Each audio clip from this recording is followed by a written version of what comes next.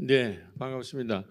제가 저기 강단에서 서서 하는 게 익숙지가 않아서 목사이긴 하지만 설교 때는 그렇게 하지만 오늘은 발표이기 때문에 여기서 하는 게 좋겠습니다. 어, 제가 오늘 말씀드리려고 하는 것은 지금 우리 사회의 가장 핫 이슈는 3월 27일 날 통합 돌봄법이 이제 통과됐는데 이 시기에 이것은 굉장히 교회와 관련이 많기 때문에 이 통합돌봄 시대에 교회가 어떻게 변화해야 될 것인가 그 말씀을 이제 중심으로 말씀을 드리려고 합니다. 네, 그래서 이제 저희 교회부터 잠깐 이제 이 선교랑 관련되기 때문에 최근에는 이제 마을 운동이라고 해서 이 마을 운동하는 마을 활동가들이 이제 전국을 이렇게 여행을 다닙니다. 이렇게 버스를 한 대를 해서 경기 마을 여행이 되다 저런 버스를 타고 이제 저희 마을에 이제 방문을 했던 이제 기록이 있는데, 그리고 이제 지속협의라고 지속가능협의회 각 이제 도시마다 있죠. 이건 이제 유엔이랑 연결되어 있는 거기 분들이 왔을 때 이제 마을을 도는 사진들입니다. 그래서 가족도 저 마을 시작을 하고 지역아동센터, 가족도서관, 그 꼽사리 영화제를 한 꿈터, 그다음에 이제 자원순환 장터 이런 것을 이제 마을을 방문을 했습니다. 그리고 이제 저희 교회 이제 조그만 건물이 있는데 그거를 이제 통합돌봄 시대에 돌봄 센터로 이렇게 내놓는, 그래서 그 건물을 내놓으면 그거를 시에서 공동 그 자산화를 해가지고 돌봄 센터로 만드는 이런 것들이 지금 가능한 시대입니다. 그래서 교회가 이 통합 돌봄 시대, 이제 모든 것이 공유화되고 함께하는 통합 돌봄의 시대로 왔을 때 어떻게 해야 될 것인가 하는 그런 것들을 우리가 같이 나누고 있습니다. 자, 그래서 통합 돌봄 시대가 됐을 때 가장 지금 중요한 거는 통합 돌봄 지원법이 1년 전에 통과됐고 지금은 이것이 이제 시행이 3월 27일에 된 거거든요. 그랬을 때 이제 핵심적 주제는 과연 정부가 이 통합돌봄을 지원하겠다고 그러는데, 그리고 동네가 스스로 마을을 돌봐라, 마을이 스스로 마을을 치유하고 돌봐라 이건데, 과연 동네에 마을에 돌봄의 일꾼들이 있는가? 이제 정부도 굉장히 큰 문제예요. 이제 시행이 됐는데 예산이 완전히 또 확보가 안 됐다고 그러는 이제 소문도 있고, 그리고 그러면 뭐 예산이 만약에 들어온다고 하면 마을은 준비가 돼 있는가? 마을에는 누가 있겠습니까? 뭐 문면동 단위에 공무원이 있고, 그다음에 뭐 시민단체가 있고, 주민이 있고, 사실 가장 강력한 주체는 마을에서 늘 전국 어디나 있는 교회거든요. 교회가 얼만큼 준비되느냐, 이제 이것이 오늘의 2026년에 우리들의 문제라고 생각합니다. 그래서 이제 저희는 코로나기에 이제 저희는 뭐 이제 제가 이제 40주년 맞아서 6월에 은퇴를 하는데, 주로 저는 그 지역사회 선교를, 교회를 크게 만드는 것보다는 마을 공동체를 만들고 지역사회 선교를 했어요. 지역사회 선교를 하다 하니까 이제 최근에 한 5년 10년 어간에 이제 마을이 중요하다 그런 것이 있고, 최근에는 이제 통합돌봄 시대라는 것은 이제 마을의 시대가 온 거거든요. 그랬을 때 이제 그 코로나 팬데믹 시대에 줌으로 이제 교인들을 훈련이 됐는데, 마을 주민들을 저기 보면은 마을 건강 환경 리더 교육, 그다음에 건강 리더, 그 돌봄 리더, 환경 리더들 이렇게 이런 분들이 한 20여 명이 훈련됐습니다. 이제 그렇게 해서 지금 이제 코로나를 만들어서 저희 그 동네를 부천시에서 돌봄 마을로 한번, 모범 마을로 한번 해보겠다고 해서 제가 시에 제출한 겁니다.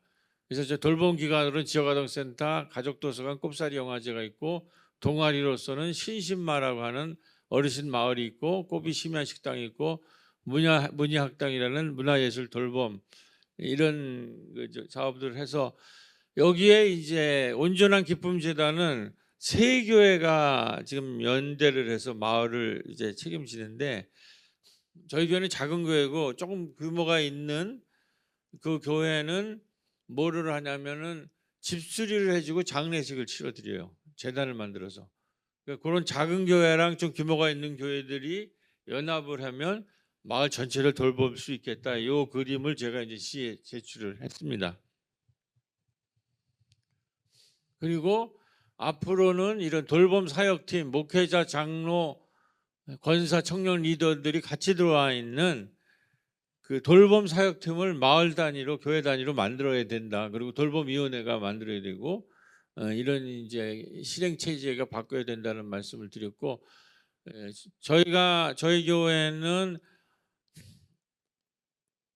월요일 날에는 신신마라는 어르신들 모임이 있고 화요일에는 꼬비 심야 식당이라고 하는 청소년 모임이 있고 그다음에 뭐 이제 매주 있는 뭐 지역아동센터, 도서관 이런 것들이 네트워크돼 있는데 이것을 그때 이제 씨한테 얘기한 것은 월화나 주중에 매일처럼 하는 마을 돌봄이 있는데 여기에 이제 매칭 후원들을 해라.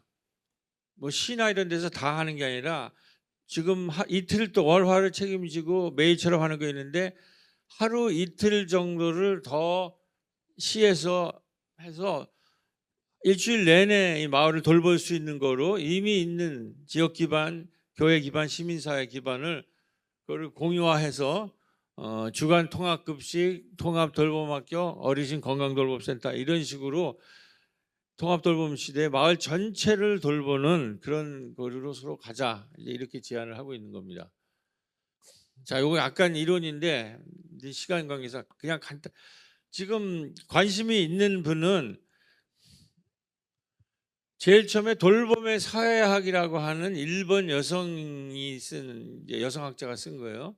이거는 뭐냐면 돌봄 시대가 전 세계적으로 왔어요. 그러니까 지금 우리가 세계적으로 가장 선진국을 뭘 얘기하면 유럽의 선진국을 뭐라고 얘기하면 국가복지 시대라고 그랬죠. 국가가 요람에서 무덤까지 모든 사람들의 복지를 책임진다. 근데 팬데믹 이후에 그게 지금 흔들리고 있어요. 국가복지의 시대가 끝나가고 있어요. 왜냐하면 국가가 중심이 된 돌봄의 한계가 있고 두 번째로는 대의민주주의는 선거 체례만 작동하는 민주주의라는 거예요. 그래서 전 세계적으로 이런 게 돌봄 민주주의로 가자. 그러니까 일본 여성은 돌봄의 사회가 뭐냐면 그리고 모든 돌봄을 자꾸 여성들이나 이주민한테 하고 값싸게 아무런 거기에 비용을 하지 않고 하는 이런 것에 물들어 있다는 거예요. 선거철에. 근데 더 이상 돌봄은 여성들이 책임질 수 있는 게 아니에요. 그러니까 돌봄의 사회학.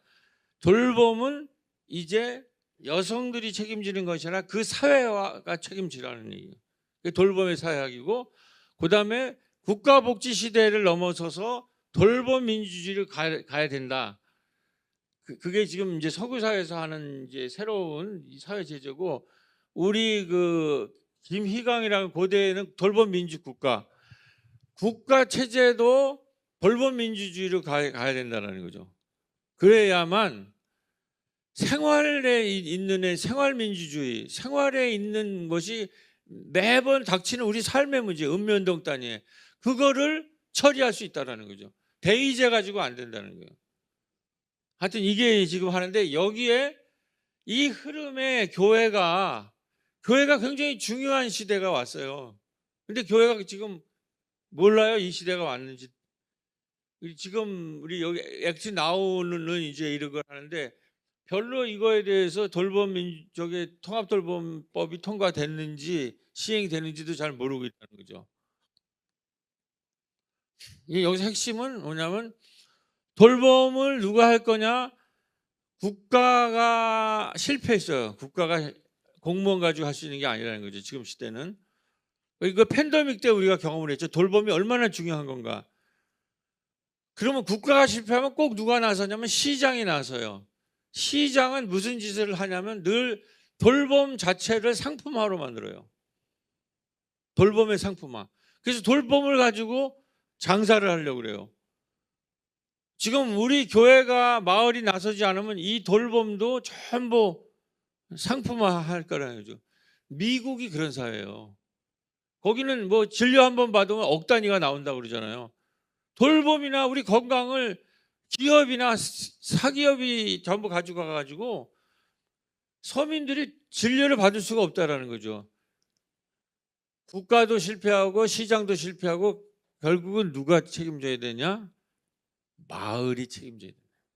공동체가 남아있는 것이 가족도 있고 마을인데 가족은 이미 공동체가 해체됐어요. 그리고 여성들이 그 여유력이 없어요.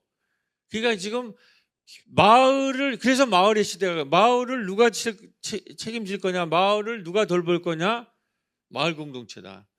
누가 나서야 되느냐? 시민사회와 주민들이 나서야 되고 시민사회, 교회가 나서야 된다. 그러니까 마을 신학이나 마을 교회에 대한 연구나 실천이 필요하다는 거죠. 그래서 통합돌봄 시대 교회 방향이 성장에서 돌봄으로 바뀌어야 됩니다. 제가 신학교 다닐 때 교회 성장 운동이 어마어마했잖아요. 이게 30년 이후에 뭐예요? 한국교회가 60만 명이 사라졌고 한국교회 신뢰도가 19%예요. 교회는 거의 완전히 붕괴 직전에 있고 이 흐름을 뭐가 만들어요? 성장 운동이 만들었던 거예요. 성장의 시대는 갔어요. 코로나 이후. 성장이 아니라 돌봄으로 가야 된다는 거죠. 이게 시간이 있을지 모르겠는데 하여튼 저는 이 별빛 마을 예수 도시 마을을 만나다 이 책에서 성서 연구를 마을로 다시 했어요. 그러니까 예수님의 갈릴리 마을 운동의 핵심이 뭐냐? 1장 마가복음 1장부터 3장까지 보면 제일 먼저 회당에서 어디로 나가요? 마을로 나가는데 제일 먼저 하는 게 베드로의 장모의 집이 먼저. 그러면 장모의 집에 온 동네 사람이 모였다고 돼 있어요. 교회에 모였다고 돼 있잖아요, 성서에. 베드로의 장모의 집 앞마당에 모였는데 각색병 걸린 자를 밤새도록 치유했다고 돼 있어요. 제가 거기서 느낀 게 이 초대교회 예수의 갈릴리 공동체는 마을에 있어서 자궁의 역할을 했구나. 오늘 우리 사회 가장 큰 문제는 생명이 붕괴되고 생명이 파괴되는 거예요. 근데 생명의 파괴 문제를 행정적으로 맨날 봐서 무슨 행정적인 뭐 얼마를 투자하고 뭐 애들 그 육아비를 대주면은 출산인도 안 되잖아요. 몇십 년 몇 조를 퍼부어도 안 되잖아요.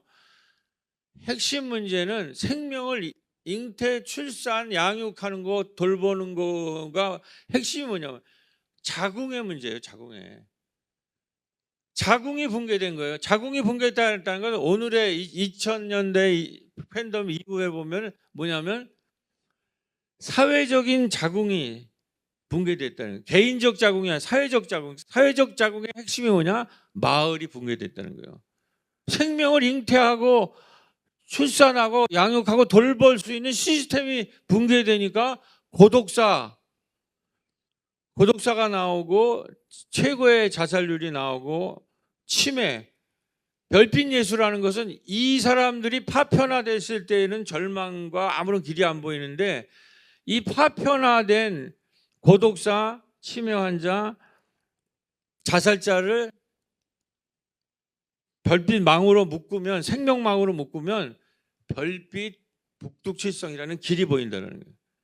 그래서 그런 걸로 봤을 때 베드로의 장모의 집이 장모의 역할을 했고 그다음에 보담 장면이 중풍병 환자거든요.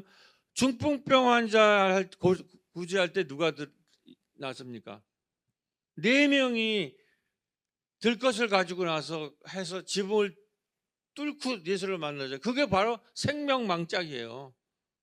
그 다음에 밥상 공동체가 나오죠. 세리집 앞마다. 그 다음에 맨 마지막에 다른 마을로 가자. 여기서 가장 인상적으로 읽었던 거는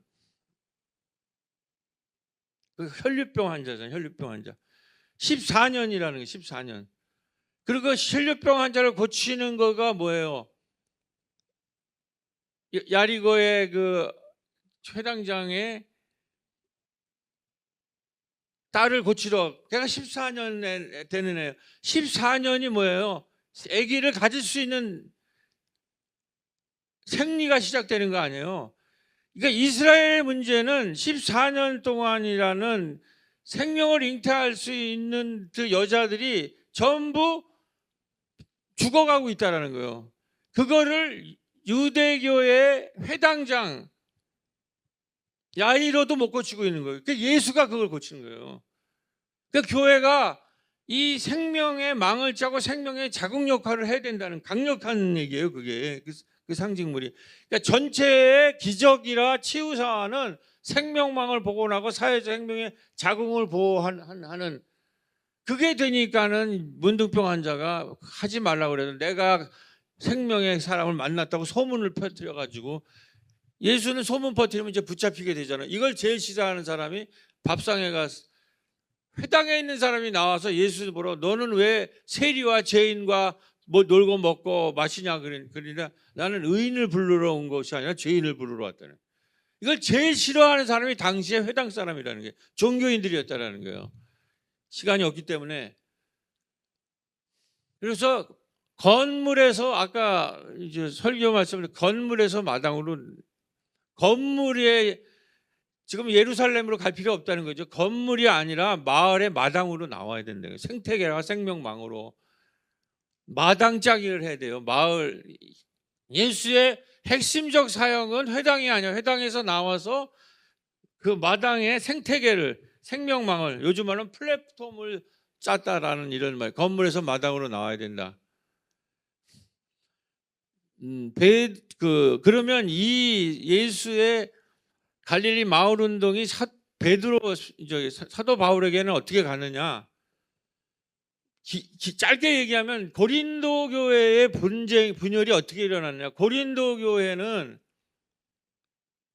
핵심이 뭐냐면은 모든 로마의 출세주의자들이 교회가 이제 좀 될 만하니까 다 거기로 몰려들어서 교회를 통해서 출세하려고 하는 사람이 아볼로랑 해가지고 로마의 후원경제 체제죠. 후원경제 체제로 이 교회를 만들려고 했던 세력들이 있었어요. 그리고 영지주의에 물든 여성들이 방언을 하고 교회를 시끄럽게 하는 이 두 그룹이랑 이 교회를 통해서 로마에 대항해서 새로운 세계, 로마는 맨날 전쟁을 하고 약탈을 하고 식민지하는 거 있잖아요. 지금 어느 나라랑 비슷한데 그게 하는 일이에요. 그 밑에 있는 식민 도시에서 바울이 저렇게 살면 안 된다. 그래서 그 대안이, 그런데 고린도 교회에서 이렇게 분열이 돼. 그런 걸 하다가 그 방해물이 만난 거예요. 그 내부에서 그 바울에 대해서 이 저항 그룹이 나타났어요. 하나는 로마의 후원 경제에 들어가서 로마를 인정하면서 잘 먹고 잘 살자. 아니면 영지 그룹이 들어가지고 여자들이 방언을 하고 그냥 시끄럽게 하는 영지 그룹이 이제 일어나니까 바울이 거기에 대해서 바울의 선교 그룹, 그러니까 빌립보의 루디아가 코이노니아 사귐을 중심으로 한 나눔의 경제를 시작했고, 고린도 교회 옆에는 갱그리아 교회에 있는 베베라는 분이 디아코니아 선교를 했고, 그다음에 그 브루스길라는 여성이 이주민 선교를 했어요. 그 그룹이 여기 보면 로마도 저기 13장의 사랑장에 시끄러운 꽹과리라는 그 시끄러운 꽹과리 방언을 그런 것으로 해서 사랑이 없으면 시끄러운 꽹과리라고 얘기하잖아요. 그게 뭐냐면 이 방언 그룹에 대한 비판이에요. 지금 꽹과리처럼 시끄럽기만 하는데 아무런 능력이 없다라는 거예요. 그래서 길이 믿음과 소망과 사랑인데 그중에 제일이 사랑이라고 하는 이 13장이 나는 건데, 이 시끄러운 꽹과리를 잠자게 한 것들이 루디아의 코이노니아 경제, 베베의 디아코니아 돌봄, 브루스킬라 아킬라의 이방 사역이. 그렇게 해서 결국은 바울이 데살로니가, 빌립보, 고린도, 라오디 여기 전체를 하는 지금 말하는 통합 돌봄 네트워크를 완성한 거예요. 오늘날 보면 책에 그게 나와 있습니다. 지금 시간이 없어서 이거를 지금 우리가 할 때는 예수의 갈릴리의 마을 운동을 바울이 사역하는 로마 도시도 전부 공동체가 다 해체됐잖아요. 그래서 바울이 거기에서 소위 말해서 에클레시아를 만들려고 하는데 에클레시아 핵심이 코이노니아 오늘 통합 돌봄 네트워크를 만들었다는 거예요. 자, 이제 그리고 이제는 더 이상 문자의 시대가 아니라 문자를 지금 AI가 다 하기 때문에 지식 문자가 아니라 우리는 체계 종교잖아요. 개신교는 물론 당연히 그 중심을 갖지만 체험이 필요하다는 거예요. 그래서 이 돌봄교회가 어디로 가야 되느냐? 교리에서 지금 필요한 거는 돌봄 체험이 필요한 거예요. 돌봄 체험. 다시 말해서 AI가 제공할 수 없는 돌봄 체험. 그걸 요즘 무슨 얘기하냐면 비교 불가한, 대체 불가능한 그러한 돌봄의 체험이나 신앙의 체험을 가져야 된다. 체험 종교로, 경험의 종교로 가야 된다. 그래서 이게 요약한 겁니다. 성장에서 돌봄으로, 건물에서 마을로, 교리에서 경험과 체험으로 통합 돌봄 시대 마을교회는 살아있는 돌봄 체험의 마당과 네트워크가 되어야 된다. 네, 여기서 마치겠습니다. 죄송합니다. 시간이 지나서.